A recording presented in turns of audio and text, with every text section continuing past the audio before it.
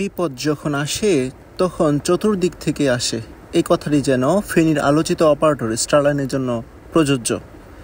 এই অপারেটরটির একটি বাস হচ্ছে গত 3 দিন আগে যে ফেনী এলাকা, সে এলাকাতে অ্যাক্সিডেন্ট করে। সেটি হচ্ছে আসলে দোষ ছিল হচ্ছে ট্রাকের। এই ট্রাকটি হঠাৎ স্লো করার কারণে এই ট্রাকের পেছনে মেরে দেয় হচ্ছে কক্সবাজারের যে স্লিপার বাস সেটি, এমনকি হচ্ছে আর স্লিপার বাসের পেছনে মেরে দেয় হচ্ছে স্টারলাইন। এই ঘটনায় কিন্তু প্রকৃত দোষী বলা যাবে একমাত্র ওই ট্রাক চালককে। তো দেখতে পাচ্ছেন ট্রাকটি কিন্তু স্লিপার বাসে ধাক্কা খেয়ে খাদে পড়ে রয়েছে। তারপরে হচ্ছে কক্স যে এক্সপ্রেস রয়েছে সেটি, তারপরে হচ্ছে তার পেছনে হচ্ছে স্টারলাইন। অর্থাৎ বিষয়টা এরকম হচ্ছে যে অন্য দোষেও কিন্তু স্টারলাইনকে এই দুর্ঘটনার শিকার হতে হয়েছে। এই ঘটনায় কিন্তু অ্যাকচুয়াল স্টারলাইনের দোষ ছিল না বলা যাচ্ছে।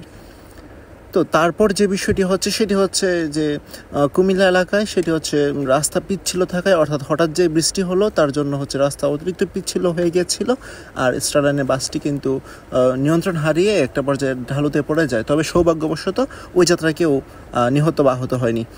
তারপর যে ঘটনাটি সেটিও হচ্ছে কুমিল্লায়। দেখতে পাচ্ছেন যে 3টি বাস কিন্তু একসাথে অ্যাক্সিডেন্ট করেছে, অর্থাৎ বাম্পার টু বাম্পার বলা যায়। লাল সবুজের বাম্পারে মেরে দেওয়া হচ্ছে স্টারলাইন, আর লাল সবুজ আবার মেরে দেওয়া হচ্ছে একটি কাভার্ড ভ্যানের। তো এই ঘটনায় কিন্তু আসলে এককভাবে স্টারলাইনকে দোষী বলা যাবে না, কিন্তু ভাগ্য স্টারলাইনকেও এটিতে নিয়ে এসেছে। তারপরে যে ঘটনাটি সেটি হচ্ছে দেখতে পাচ্ছেন যে বাসটির ভেঙে চুরে কী অবস্থা হয়েছে। এটি হচ্ছে এলাকার উত্তাল জনতা বা হচ্ছে ওই কুমিল্লার যে গজারিয়ার যে দুর্ঘটনা, সেই দুর্ঘটনাটির বাসটি। তারপর যে সবচেয়ে ভয়াবহ ক্ষতি হলো এই বছর স্টারলাইনের, সেটি হচ্ছে কুমিল্লার গজারিয়ার অর্থাৎ ছাত্রী নিহতের ঘটনায় স্টারলাইনের প্রায় 18 থেকে 20টির মতো বাস ভাঙচুর করা হয়, এমনকি যার আনুমানিক মূল্য হচ্ছে প্রায় 4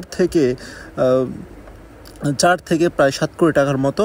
তো এই ঘটনাটি কিন্তু প্রত্যক্ষদর্শীরা দেখেছেন যে কিভাবে বাসগুলোকে ভাঙচুর করা হয়েছে, যেটা কিনা স্টারলাইনের মালিকের জন্য বা দেশের সম্পদের জন্য কিন্তু ক্ষতিকর।